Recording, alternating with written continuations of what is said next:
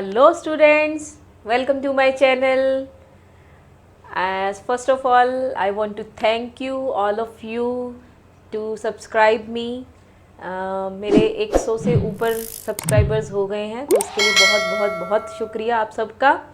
अब आज हम आगे करने जा रहे हैं पॉलिनोमियल्स के नॉट ट्रू टाइप के क्वेश्चन। जैसे कि मैंने लास्ट वीडियो में बोला था, sorry for these many days, कुछ बिज़ी थी इन दिनों में तो मैं वीडियो नहीं बना पाई। तो आज जो हम करने जा रहे हैं वो है नॉट ट्रू टाइप के क्वेश्चंस चैप्टर 2 में से। ठीक है, तो सबसे पहला question, let's start it. Which of the following is not a polynomial. अब इसमें से कौन सा पॉलिनोमियल नहीं है, तो उसके लिए सबसे पहले हमें पॉलिनोमियल पता होना चाहिए कि क्या होता है। ठीक है, तो हमने क्या पढ़ा था कि जो वेरिएबल्स होते हैं उसकी हाईएस्ट, उसकी जो पावर्स हैं, उसके जो एक्सपोनेंट्स हैं, those should be a whole number. ठीक है, होल नंबर के अलावा कुछ और नहीं होने चाहिए। तो अगर आप यहाँ पे देखो √3 x रेज़ टू पावर 3, तो x की पावर तो 3 है। यहाँ पे 10 के साथ कोई पॉलिनोमियल है, कोई वेरिएबल है नहीं, तो it means x raise to power 0 है। तो 0 और 3 दोनों ही होल नंबर्स हैं। यहाँ पे क्या है, ये 0। ठीक है, तो 0 पॉलिनोमियल हम इसको बोलते हैं, अगर आपको याद हो।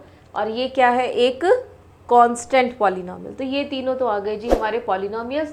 अब ये रह गया √3x, अंडर रूट के नीचे हैं ये दोनों ही, तो मतलब x की पावर हमारे पास क्या आ गई, 1/2। तो इट मीन्स ये पॉलिनोमियल नहीं है। तो देयरफॉर आंसर क्या आ जाएगा हमारा, डी ऑप्शन करेक्ट आंसर। ठीक है, अब इसमें से देखना है विच of the following is not a zero of the polynomial. अब ये इनमें से कौन सा ऐसा है जो इसकी ज़ीरो नहीं है। तो बेटर वे, सबसे अच्छा वे क्या है, पुट एंड चेक कर लो। यहाँ पे ये 1 पुट करोगे तो 1 + 1 2 -5 -5। तो यहाँ पे अगर आप देखो -5 -10, तो यहाँ पे 1 इसका ज़ीरो नहीं है। तो आगे भी चेक करते हैं, क्योंकि यहाँ पे ये भी हो सकता है कि मोर देन 1 आंसर हो हमारा।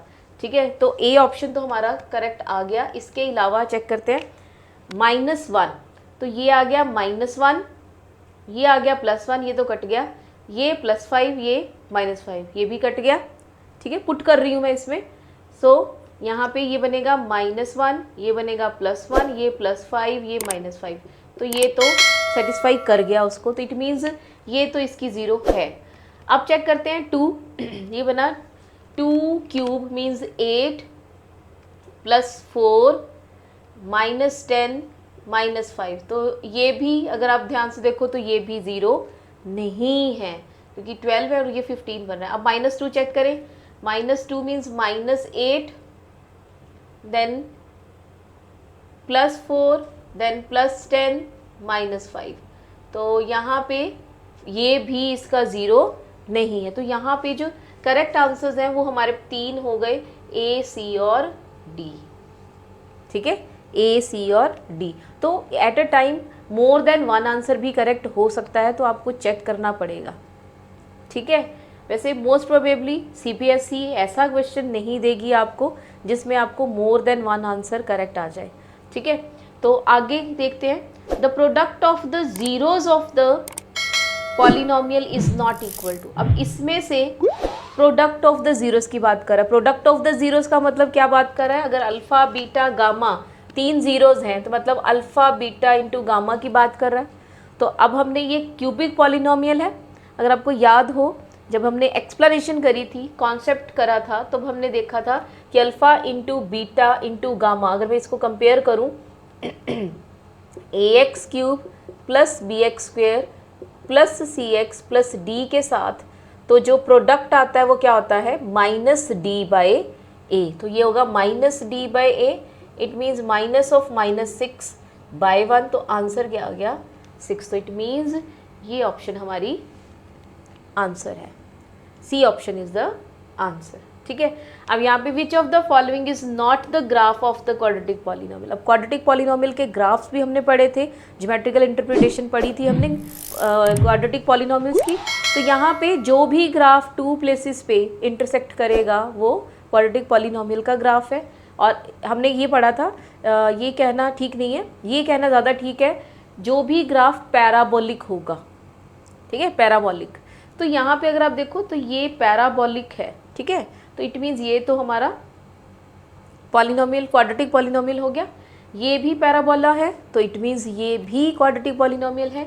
यहाँ भी अगर आप देखो तो ये भी पैराबोलिक शेप है, तो ये भी आपका क्या हो गया, क्वाड्रेटिक पॉलिनोमियल। बट यहाँ पे अगर आप देखो ये ऐसे गया, तो इट मीन्स ये पैराबोलिक शेप नहीं है, ये यहाँ से तो जरूर बन रहा है बट आगे भी है ये, so it is so this is not a quadratic polynomial. तो हमारा राइट आंसर क्या आ गया, ऑप्शन डी। अब थोड़े से नॉट ट्रू टाइप के क्वेश्चंस करने के बाद अब थोड़े से अलग टाइप के क्वेश्चंस करते हैं, जिसमें MCQs ही हैं। If alpha and beta are the zeros of px then 1/अल्फा प्लस 1/बीटा इज इक्वल टू व्हाट, ये निकालना है। तो दो तरीके हैं हमारे पास, या तो हम अल्फा बीटा निकाल लें, अगर हमारी पॉलिनोमियल एक अच्छी वाली पॉलिनोमियल है जिसके फैक्टर्स बनाने आसान है तो हम फैक्टर्स बना के डायरेक्टली फाइंड आउट कर सकते हैं, ठीक है, फैक्टर्स बना के अल्फा बीटा फाइंड आउट कर लें और उसमें सब्स्टिट्यूट कर दें। अदरवाइज आपके पास दूसरी ऑप्शन क्या है, यहाँ पे इसका आपके पास क्या है, 1/अल्फा प्लस 1/बीटा, ठीक है। तो आप इसको LCM ले लो, क्या बनेगा, अल्फा इंटू बीटा, और न्यूमिनेटर में आपके पास क्या बन जाएगा, beta plus alpha. So alpha plus beta आप लिख सकते हो यहाँ से, बिकॉज ये क्वाड्रेटिक पॉलिनोमियल है, माइनस b/a, कंपेयर करो इसको ax² plus bx plus c के साथ, और आपको पता है अल्फा प्लस बीटा क्या होता है, माइनस b/a, और अल्फा इंटू बीटा क्या होता है, c/a, ठीक है। तो अब यहाँ पे alpha plus beta minus b/a, मतलब यहाँ से क्या आ जाएगा, -3/4, ठीक है। तो ये वैल्यू पुट करी हमने, अपॉन अल्फा इंटू बीटा अगर आप देखो तो 7/4 आ जाएगा। तो अगर आप सिंप्लीफाई करोगे तो आपके पास क्या आ गया, -3/7। सो बेटर ऑप्शन यहाँ पे इस क्वेश्चन को करने के लिए क्या है कि आप इसको थोड़ा सा सिंप्लीफाई कर लो, अल्फा प्लस बीटा और अल्फा इंटू बीटा की वैल्यू डायरेक्ट यहाँ से मिल जाएगी, वो सब्स्टिट्यूट करो and you will get the answer. So right option is answer D, ठीक है।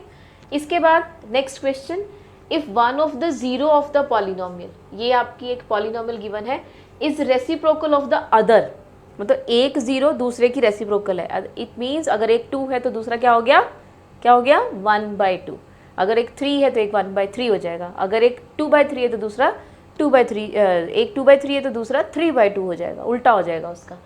तो यहाँ पे हमने यही चीज़ लिया है। अब हमें तो पता नहीं कि वो जीरो कौन सी होगी, तो हम अज्यूम कर लेंगे, लेट्स से एक अल्फ़ा है और दूसरा 1/अल्फ़ा।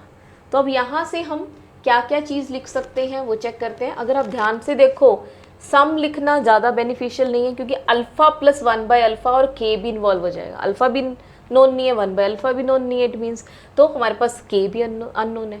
सो better option is to take product, क्योंकि अगर प्रोडक्ट लोगे तो क्या होगा, अल्फ़ा और अल्फ़ा कैंसिल हो जाएंगे आपस में, इज इक्वल टू 4k/k² + 4। तो ये तो कैंसिल होके 1 आ गया, इट मीन्स यहाँ से हमारे पास k² + 4 = 4k। सो यहाँ से आपके पास क्या आ गया, k² - 4k + 4 = 0।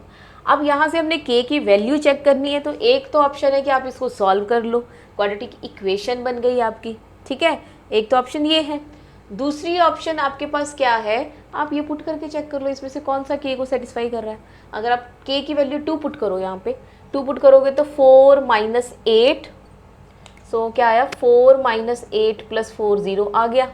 सो 2 तो सेटिस्फाई कर गया। अब बाकी भी चेक कर लेते हैं, -2 पे भी, अच्छा -2 पे क्या आ जाएगा, ये तो 4 बन जाएगा, पर यहाँ पे ये +8 बनेगा, ठीक है।